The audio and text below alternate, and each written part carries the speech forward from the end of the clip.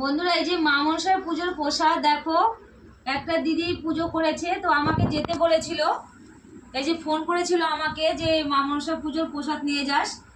তো আমি তো যেতে পারিনি সময়ের জন্য, মেয়ে গিয়েছিল, মেয়েকে পাঠিয়ে দিয়েছিলাম। আর মেয়ের কাছে দেখো এই যে আমার জন্য প্রসাদ দিয়ে দিয়েছে। তো এখন রাত্রি 10টা বাজে, আমি এখন প্রসাদটা খাবো। মেয়ে গিয়েছিল সন্ধ্যার দিকে, তো নিয়ে এসে আমি কিন্তু খাইনি, কারণ আমি একটু কাজে বেরিয়েছিলাম সেই জন্য। তো প্রসাদটা এখন খেয়ে নেবো। আর আমি তো পুজো করি না, মা মনসার পুজো, সেই জন্য কিন্তু দেখো দিদি আমাকে জানে যে পুজো করি না, সেই জন্য দিদি পাঠিয়ে দিয়েছে আমার জন্য প্রসাদ। আর দিদিদের মা মনসার পুজোর প্রসাদের মধ্যে কিন্তু দেখো এই যে খই দেয়, খই আর তোমার চাল ভেজে, চালটা ভেজে গুঁড়ো করে তারপরে ওটাকে প্রসাদ বানায়। তো সেগুলোই আমার জন্য দিয়ে দিয়েছে। এদিন এসো, এ দেখো এই যে চালের ভাজা করে গুঁড়ো করেছে আর খই দিয়েছে।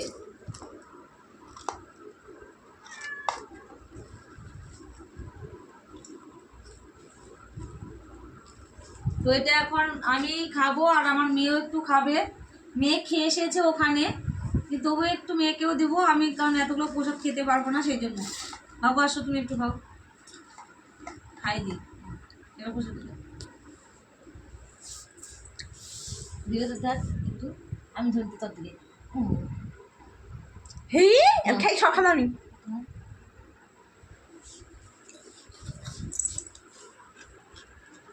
তো আমি একটা যে প্রসাদ মুখে খাই মা মনসার।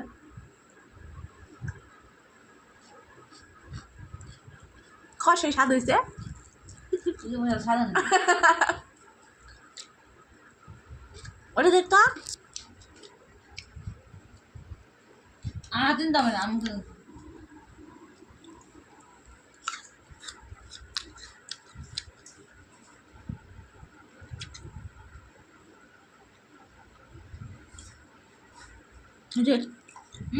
আপনার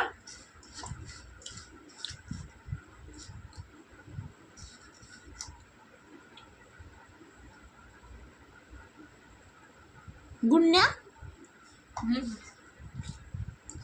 কাকু হয়ে যাবে।